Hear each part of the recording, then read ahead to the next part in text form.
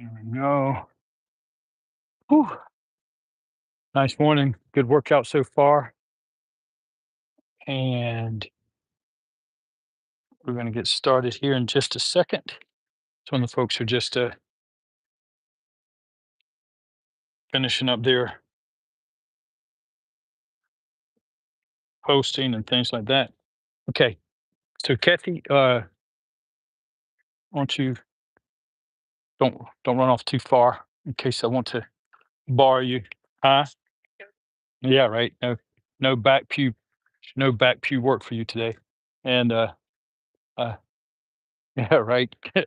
Okay. Um, so a couple things. One is, particularly as you age, um, and you look at the latest research, there's always indicators that, um, there's a lot of variables people tell you that are important. Blood lipids are important. Blood pressure's problems are important. Bader and I were just talking about, some of those variables. And, most of those are usually in a controllable range, controllable in the range that you can influence them. Okay. Um, But one of the things I try to remind any of the patients that I work with is that there's a lot of different things that are important when it comes to your fitness level. Flexibility is one, all right? Cardiovascular strength is another. But as you get older, I believe, the two things that I see more often than anything else that are problematic for folks is mobility. Okay. Mobility is not the same as flexibility. They wouldn't be two separate words if they were. Okay.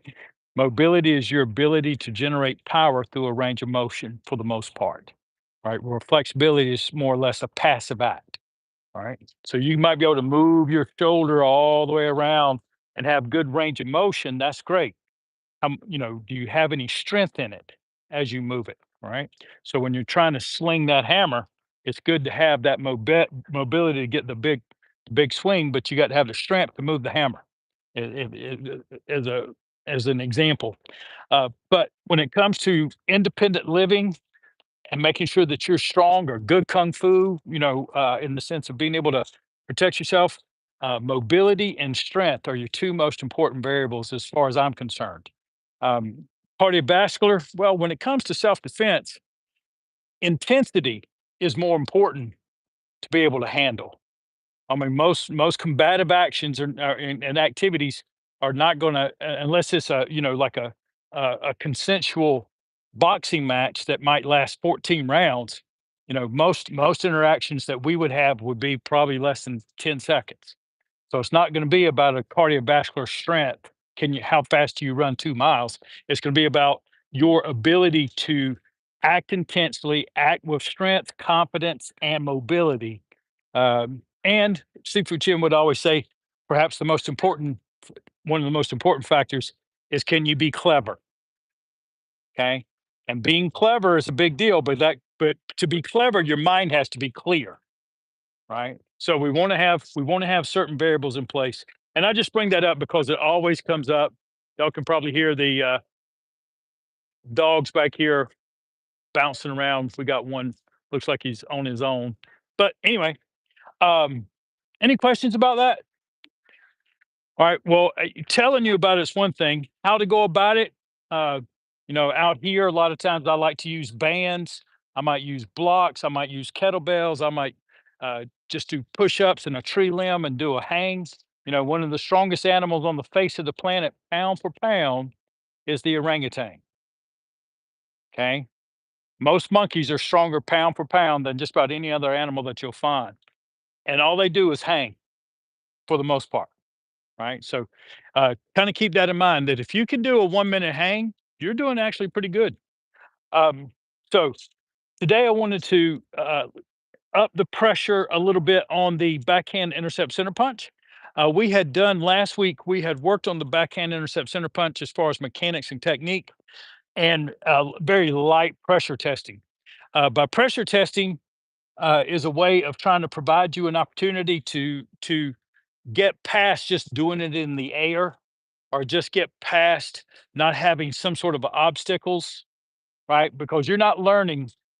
Uh, Once you get to a certain place, in order for you to progress, you've got to pressure test a little bit. You've got to up your training modules a little bit. Um, and that's important because in just like in strength training, progressive overload is a principle that we use when it comes to martial training. Progressive overload, whether that's progressive in your pressure testing, progressive in the speed that you have to do it, or things like that. So, as a quick review, if I have a backhand intercept center punch and I'm not moving my feet a lot and I just want to practice getting it right, then I'm going to just shift back and forth. And then I'm going to have uh, my hands fold up by my ear, and the backhand's going to go out. The intercepting or grabbing hand is sometimes what it's called. Reaching hand goes out, and then you turn and bring them together into your strike, where your fist finishes about 1 to 3 inches in front of your foot. Okay. And let's do that again. So right now I'm doing it all on this side, fold, down, out. All right. No interference, of course, because we're just doing it in the air. And so the idea is, okay, well, how do you check it there when you're just in the air? And the main thing is to when you're back, that when everything goes forward and you throw that backhand, that your weight is going forward with it. Okay. Now, so now you've got some power coming behind it, greater mass. Okay. And then you look for the finish, which is this arm finish at the same time. Okay. So roll and out. Mhm. And then when you get ready to go, you'll feel that when you're here, you'll feel that your chest and waist has kind of turned. And then what you want to do is use your hip and throw, and you see how my shirt changes as my waist and hip change just a little bit. Okay. Do that a few more times. Okay.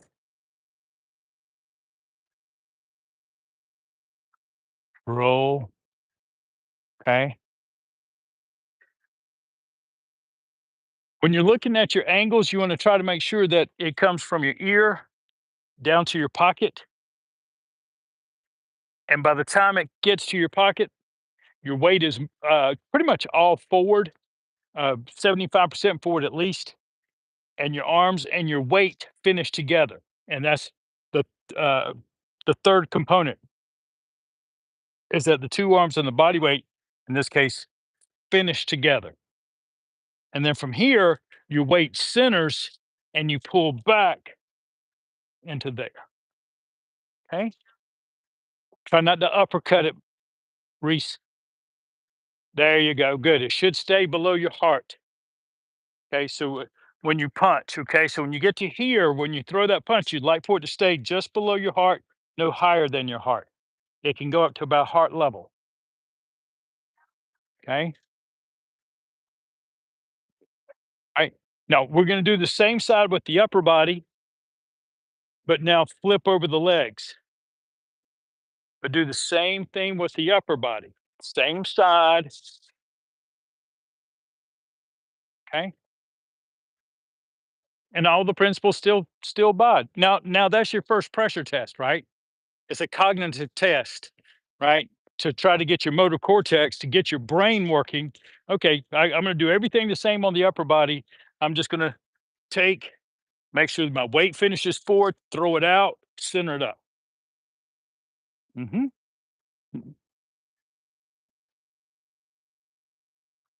Okay. Yeah, you're doing fine, Zach. Your hop guard is kicking in a little bit, but that's all. Yeah, yeah. You do like I told you before. Just learn what you can, practice it. Okay. All right. So if you're just pressure testing this, you're just trying to get it right.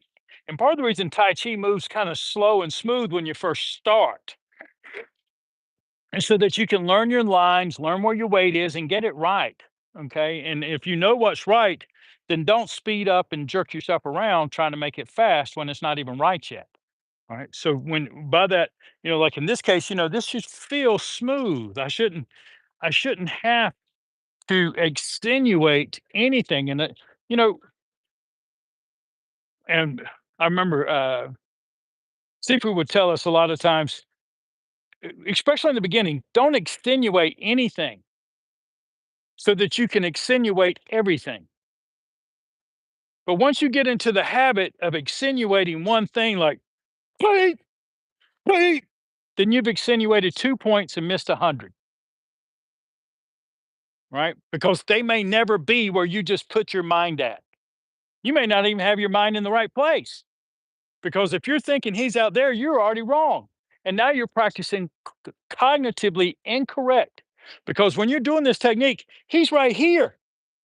He's not over there, right? So when I get ready to do this, this could just as easily be an elbow backhand, okay? Clearing through, boom. And everything from this moment is extenuated. I just throw it like a fishing line. When you go out fishing, do you know, let it dribble, dribble, dribble, dribble, snap, trying to throw the fishing line out in the ocean? It sounds stupid, doesn't it? Then why are you doing it here? Right? You're trying to get the fishing line out into the ocean as deep as you can. You hold it right here. And what do you do? And the whole motion is extenuated. That's what we want here. We just want it smooth.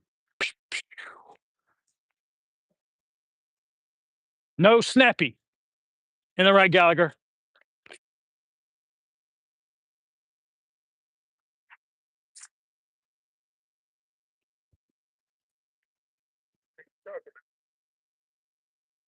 The what hand?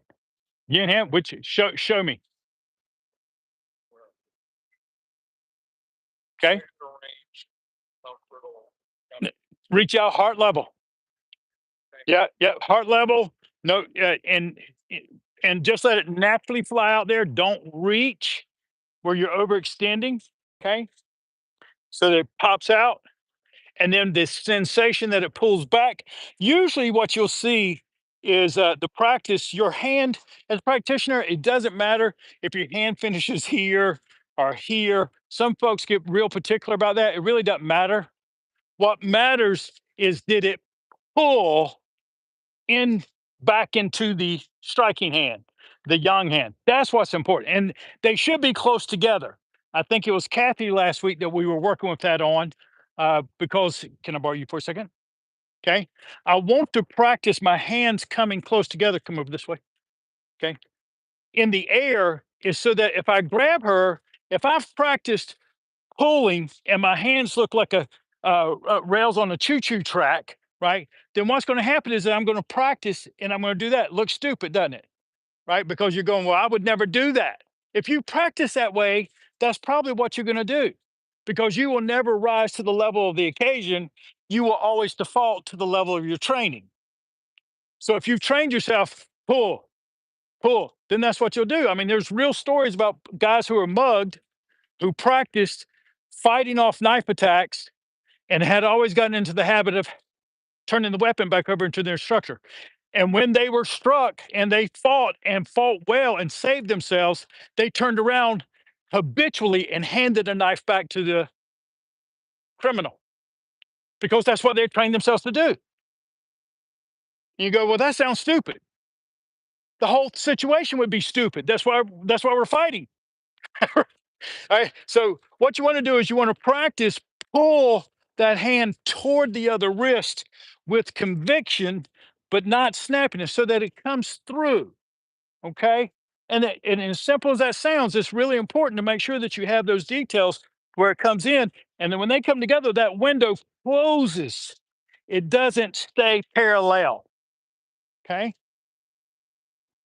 See where your backhand went, Gallagher? It should be by your wrist when you do that strike. One, no, no. Yeah, yeah. One, two. Again, the same thing I just said, right? If you get used to pulling here to your hip, where are you going to take them? Now you got a glancing blow. You have to practice to concentrate. This is going to come in, and you're going to put your mind, body, and effort and focus into one point, which is through this line. Okay. Ugh. Okay. That's good, Kathy. That's much better. Okay. Avoid the touchdown. You know, when you see the Well, and the unfortunate Kansas City Chiefs who got, you don't see a lot of touchdowns, but anyway, when you see touchdown and both hands go up and they move and, all that kind of stuff. Well, when you do the backhand intercept, you don't want to go touchdown, right? It's a whip. This flicks. And then when this hits this apex, right there, you're going to feel your body want to whip around, not Igor, right? Igor and around, Zach, together, together. Okay. You got a question, Scotty? The way you're looking at me? Okay. All right. Okay.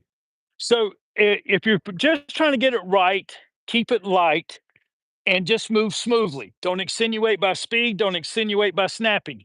Okay. And then as you get it right, up your game by, well, in this case, if you're just staying at this level, what I call low heat, right? Then just try to speed it up and make it right. So it'd look more like that, right?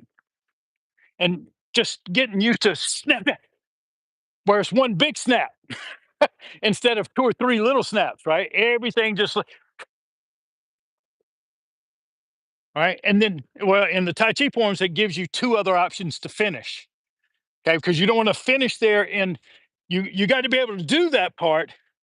But in the forms, they'll show you a folding at least a couple of different folding techniques to get out of it. Okay. Because that's when you're most vulnerable, right? When you're sitting there and you're trying to throw it with everything you got, that's when you're most vulnerable. So it has you practice folding so that you can get underneath it. Or you also have the elbow snake's tongue, right? So you would have all of those that you could practice later on. But all I want to do now is pressure test the backhand intercept center punch. So come here, let me borrow you again. Because when you're pressure testing at medium heat, she's still safe and compliant. Okay, so she's going to be perfectly safe. What I'm trying to do is test myself. So all I need you to do is just stand here and I'm going to walk into you and do it. Okay, so I'm going to practice taking in and throwing out, just throwing it through. That's the start of turning on the burner to medium heat. Is that she's in front of me now and I need to move my feet to attack to get in. We're just doing if I'm using this for offense first. Okay. So let's team up, partner up. And there you go. There you go, Bader. Somebody. There you go. Now, if you're at home working on this in the air, then what you're going to do, I would practice literally like on a tree and start at the tree. And we're just going to pretend for a moment that it's standing here. And I would walk in and let my knuckles just lightly touch the tree. Then I would grab the backside of the tree and just pull. Your hands, of course, are not going to come together with the tree in between them, but it's the intent so that when you feel and you get to hear, you just have the sensation, okay, just pull. Because they're not going to come together anyway when there's a real person there, if that's what you're doing, right? It's the intent that you're trying to train more so than the physical ends. Just remember that when your hands get to here, either two things have happened, right? If your hands get to here, then you have either totally missed or you have totally annihilated them. This is not where the punch starts. This is where the strike has finished. And like I said, if you get to here, then he's usually gone, or you missed and you need to keep moving. So if you're practicing in the air, that's another way of doing it using a tree. And what's the other thing of you? Of course, if you have a moot jung, a wooden dummy, you can practice on those because they have the nice arm, so you can touch the arm, grab the body, and pull. Uh, and heavy bags. That's what I was trying to remember. Yeah, I'll practice by myself sometimes just on a heavy bag that's hanging there, or I love the big round ones that look like a great big bell or something. Whoever invented those was brilliant, but because it's got so much under it, so you can walk to it, hit the front of that big round bag, walk under, so the bag's literally right here, and then grab the backside of that bag and pull it and pop it, and just get used to moving that way. Okay. Let's see how the folks are doing here.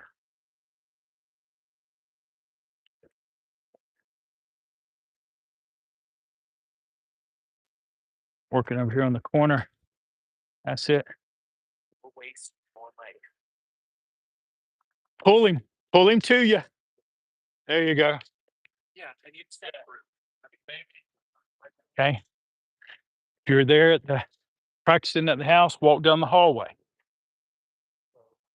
Where we at as far as time? Okay. About 5 to 7 minutes.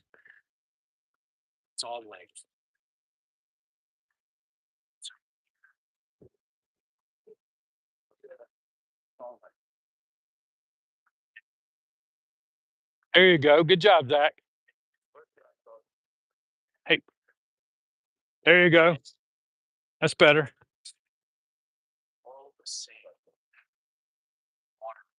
Okay. All right. So we're gonna move forward a little bit. Y'all can put that in your catalog to practice. Come here, Scotty. All right. So there's gonna be times. Usually, I think I mentioned over the past week or two. A lot of times, I have techniques, and I'm trying to pressure test them. um, I started developing what I call my F-14 checklist. One of the first items was, just how would I use this offensively? The second one be is how would I use this defensively?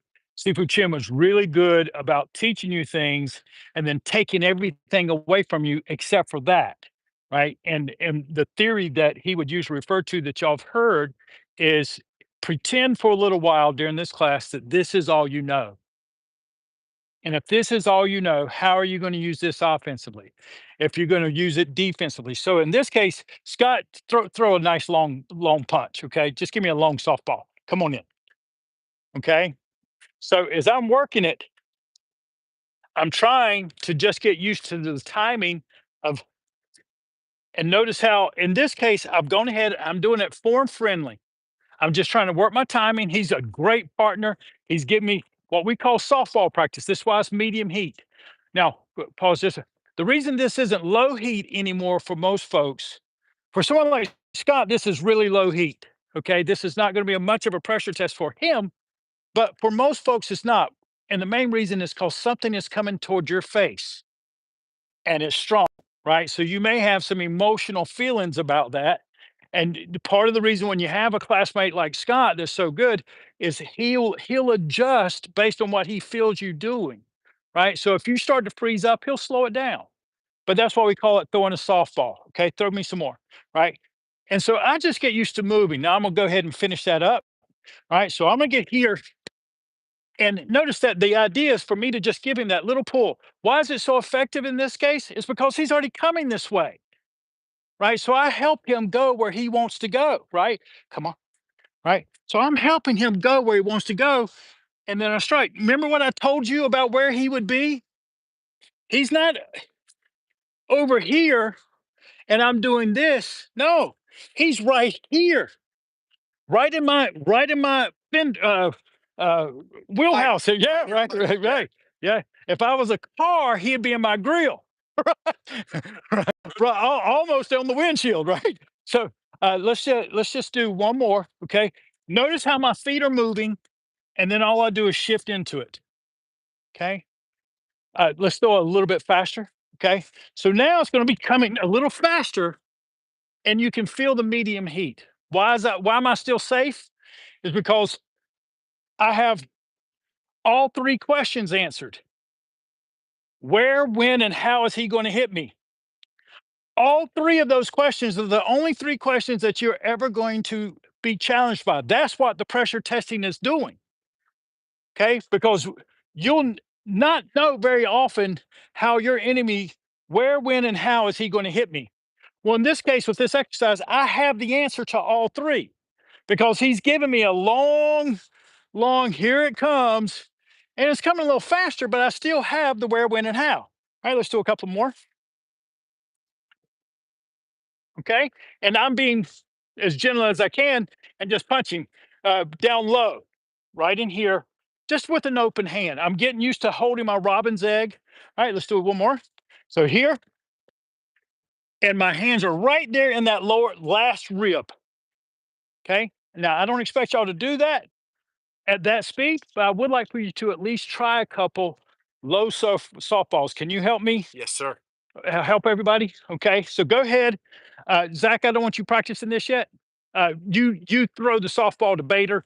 Bader, you do what you can. You pick which side you want. Keep your hips safe, okay?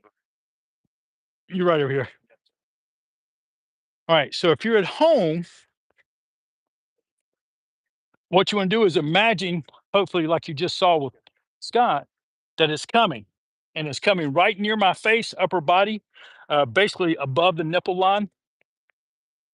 And I want to clear that out, step back, just like so. Okay. I don't have to go fast, but notice how this time my weight is back, and then I'm gonna just drive it forward. Okay.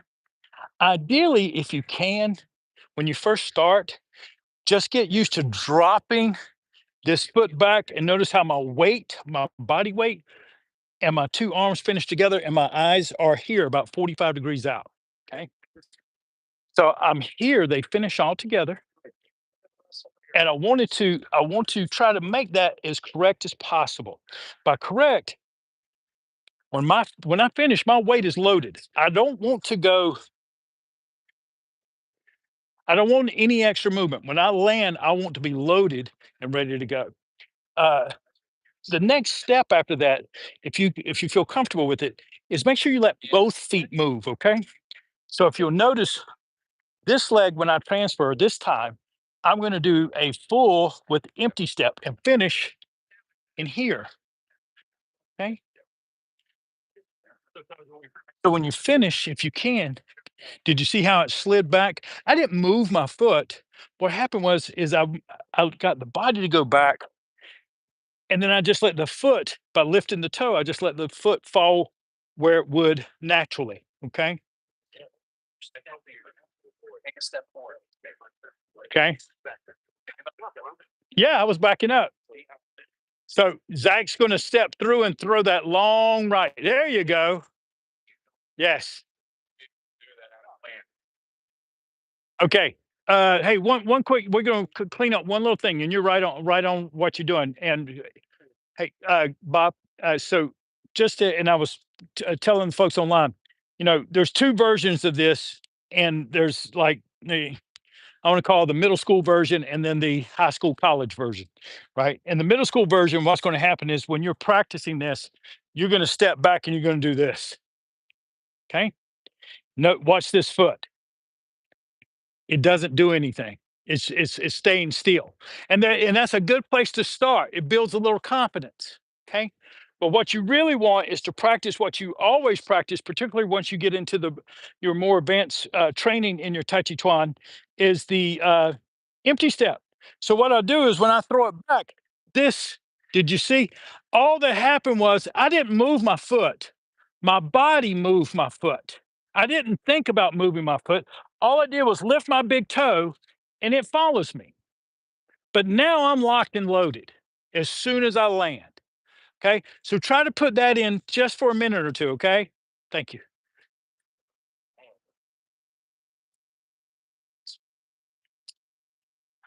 Okay, gang. Oh, that's about 9:30. All right. Thank y'all for joining and get in a good practice today. Uh, if you, I was going to say, I've practiced going back. Usually, having a partner is the best thing, and I would just emphasize that for you in your training. Anytime you have a classmate around or somebody that you trust that will throw you some softballs, use them because there's too much time for most martial artists practicing by yourself. We'll use props and things like that, but when you have another human being that will work with you at any level, it helps. Okay. All right. Have a great day, and I look forward to seeing y'all again real soon.